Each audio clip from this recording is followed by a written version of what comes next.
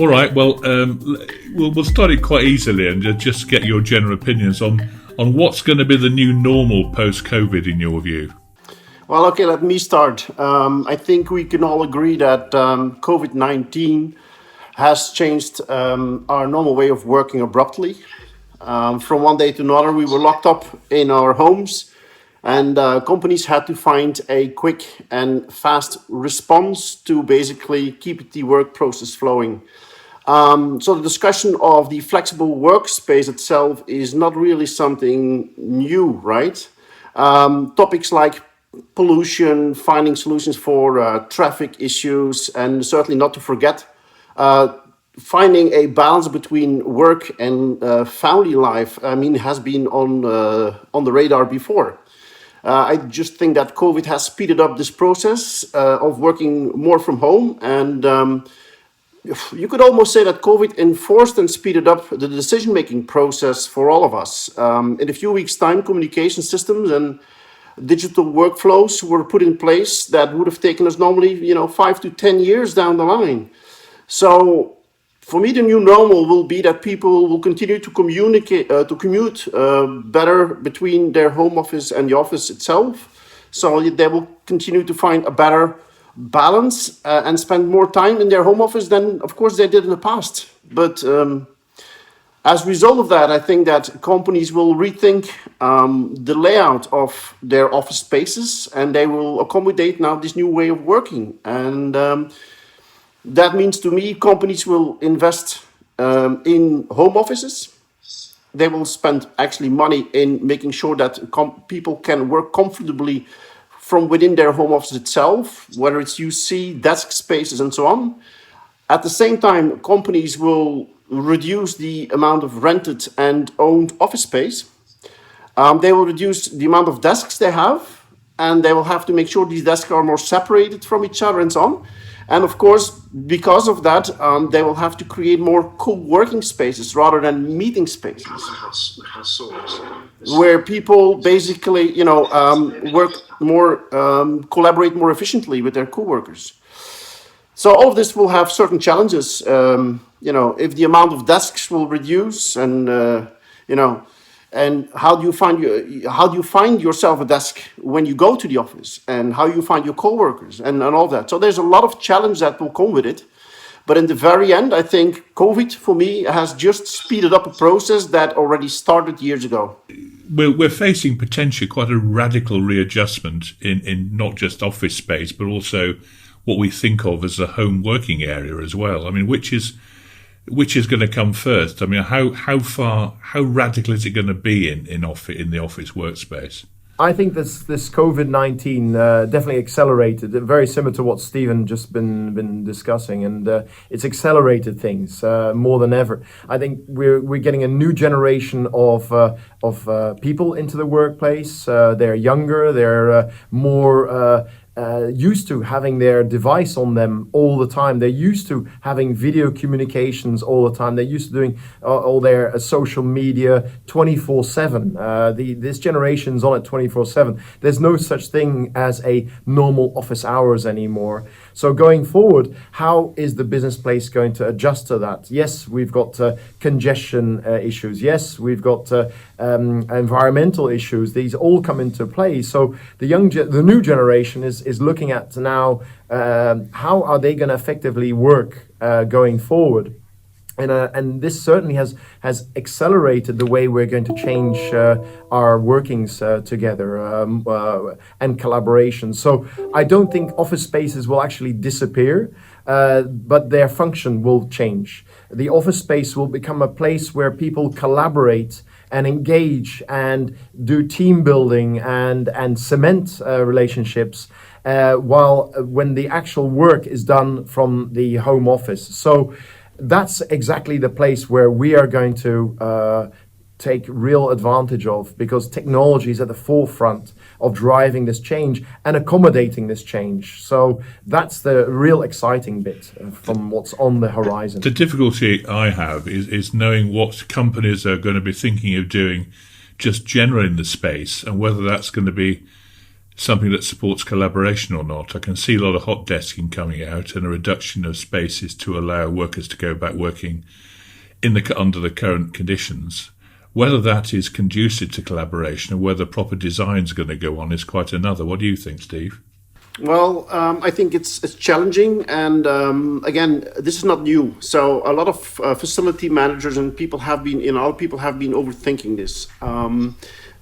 So you see a fast rollout of UC tools, whether it's Teams or Zoom or all of these. I mean, I hear my kids talking about Zoom meetings suddenly where, 6 months ago, they've never heard of Zoom. So people are learning fast on how to use platforms to communicate with each other. Communicating is not the same as collaborating.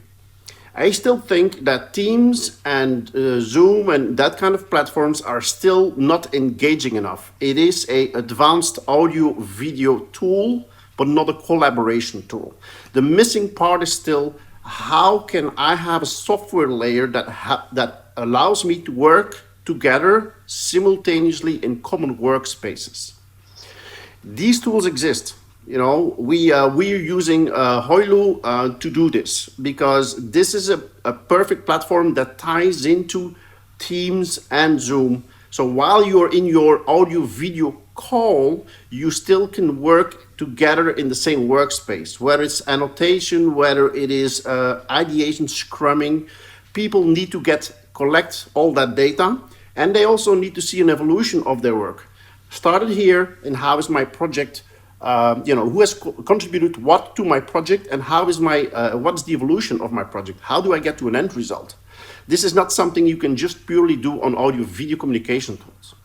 So what we see, and this is something that companies will have invested more and more, is advanced collaboration tools that plug into unified communication. Fortune 500 companies today already have deployed that because they already had a need for that. They had people all over the world that needed to communicate and collaborate on design level, on product, the design level and stuff. So these tools have been deployed, have been developed. The only problem is that the smaller and the medium companies have never had the need to use these kind of things because they're all sitting together in an office. So now suddenly these tools are becoming available and are getting on the radar of the smaller and medium-sized companies too, because workers will have to work between the office and remote working. I mean, people have had communications for ages. I mean, there are a collection and a whole generation of mobile workers have been working remotely and productively for a very long time. Now, of course, we're bringing in more members of the company that is not used to working remotely and collaborative in the sense that a mobile workforce has been doing for donkey's years. Does that bring lots of cultural issues into play here as well as the technology? It's definitely a cultural change more than ever, and we're matching different generations in every workspace. But this has forced us to work in a different way. So being in 2.5 months working from a home office, we've all come to the conclusion that you can still effectively run your business, manage your team, communicate with customers. I do see a big change in attitude of different individuals. Some people don't have a problem having video turned on, but other people, I often have to request, please turn your video on, because I like to engage. I like to see their expressions on their face. I've done multiple interviews for new staff to join us in the last few months, and I insist it has to be via video. I will not take a telephone call because you can see how the expressions are, what the dynamics are of that individual. You can see if they're engaged. And it's very funny. I do see a big gap between certain individuals who really have no problem turning their video on and engaging, and others, they don't want to turn on their video and they just want to do audio. Well, sure, it works it's not the same. We're humans. We pick up a lot more information from subconsciously almost from people looking at their expressions on their face than just communicating. And alluding to what Steve said, it's exactly correct. The dynamics are all dependent now on what layers of tools are available so that we can effectively communicate. Because in a meeting room, you go to a whiteboard and you're sharing ideas, or whether it's an interactive whiteboard or whatever, and then you send an email to all. But how do you bring that meeting room experience, that collaborative meeting experience, combine it with a home office and a workplace office or workplace meeting collaboration space? And that's right now what's the what gap we need to fill. It's interesting, isn't it, Steve, that we're still trying to make the basic communications work reliably, but if you're going to encourage exactly the points you raised, Robin, then you need a much richer, not just technically functional, but a richer environment to actually get the most out of people communicating, as we do on so many different levels. I agree. I mean, there has to be, there's a couple of things that need to change, or that need to speed up, I would say.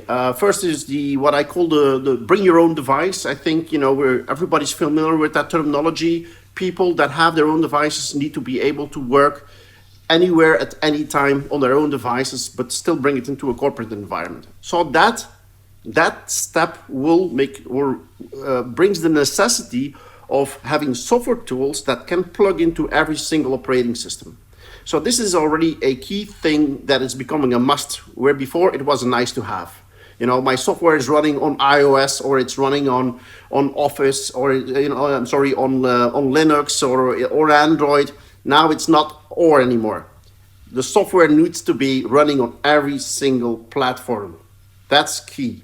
Secondly, all these tools that are specified or specifically developed for advanced collaboration, for example, they need to have open APIs that plug into your UC environment, whether it's Zoom or Team, or it has to be a fluid, common experience. So all of this enforces software developers to create more open, standardized tools. So this is an extra dimension that comes with this, remote working. All things that have started a long time will now become necessity. And the key thing here is whether this is the first time we really put AV technology and communications technology up to real scrutiny, isn't it? And we've found that certainly at local broadband level, it's wanting hugely, although companies are responding very quickly. But how robust is technology going to have to be, and what are the next steps up for the technology to deliver what we need? I mean, infrastructure needs a good kick up the backside, doesn't it? Really, it's really not delivering as robust as we'd like. Well, so to be honest, I'm not that worried about networks in the companies or the company infrastructure itself. I think it's a very mature business for many years. IT has been working very professionally and developing very strong networks and creating enough bandwidth for people working within an office environment. So within the corporate environment itself, and now for sure as people start working remotely, the bandwidth within the corporate network is less of a problem. The problem now shifts to the public network. So there's two different things that happen at this moment. First of all, the public network, specifically in remote areas, is not designed for having a lot of people working simultaneously at home, taking up a lot of bandwidth. So we see everywhere a lot of dropouts during video calls. So this is something that the governments and the public infrastructure will have to address. Another thing what we see is that a lot of corporate businesses now start calling their provider and ask for an upgrade on their up and down link towards their corporate network. So it's not so much the corporate network itself I'm worried about, it's about the up and down link to the corporate network and the public infrastructure that needs a lot of development. Do we need some security upgrades as well? I mean, how secure is everybody in this new environment? To be honest, if you've heard things like, security breaches like Zoom had and so on over the last couple of weeks, I think the more people go public, the more vulnerable people get and data becomes more vulnerable. So is there a necessity to upgrade security regulations? Absolutely. You know, the whole discussion's going on now also with what was it there? The 5 gig networks, right? And the way that people can spy on data. And yes, I mean, data and data security is becoming the most problematic thing out there. It's been actually there for a long time, but now a lot of corporate information is passing over this public network more and more, you know. So yes, data security is extremely important now, more than ever. Robin, what would you say AV's major role is in this new sort of working environment? Is it in the infrastructure, the communications, the interfacing?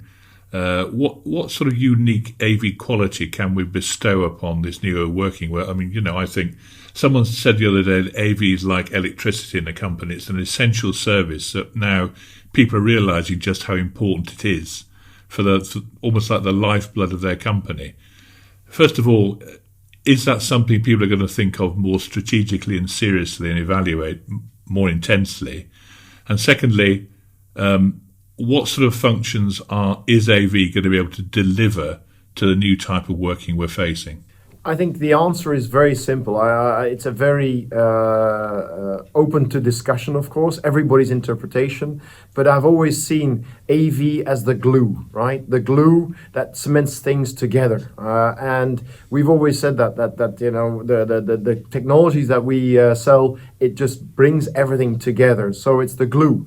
Where we see the challenge is that, you know, you got people using different software tools, different platforms, different operating systems, and the big thing that the AV can bring to the experience is that it can be used on one common platform. So that's going to be the real excitement. So you can bring your own device to the meeting space, and it doesn't matter what brand it is, what operating system. That's the big challenge that we have now. When you're speaking from one software to another via a communication software, they have to be the same one. You have to install the same software as I have, and we got to communicate. And that's where I think the AV team or the AV side of the business can really be an instrumental part. So it can allow the different communication software platforms to communicate with each other, and different hardware to work together. And that's really the excitement that I feel that the role of AV can be that glue in for the business. Steve, would you agree with that? Absolutely. You know, it's about standardizing, coming to common standards between the different AV manufacturers and software developers. That's going to be the key. Instead of everybody doing it on his own and and trying to enforce his own little thing out there. Yes, there will be a very big need for standardization, but at the same time, I mean, you know, we all also know that it's a dream, right? It's going to be something that will take time over and years. So, but that again then will create the opportunity for other companies to create that cross-compatibility software. So, you know, when we talk about, and this is something we do every day. Now we're in a Zoom call. In 10 minutes time, I will have a Teams call, and then it will be a WebEx call, and it will be a Google Hangouts call. It's all fun until you have to call from one platform into another. And then suddenly it becomes a nightmare. So this is what I'm trying to explain here. We need to find a way that even though you can still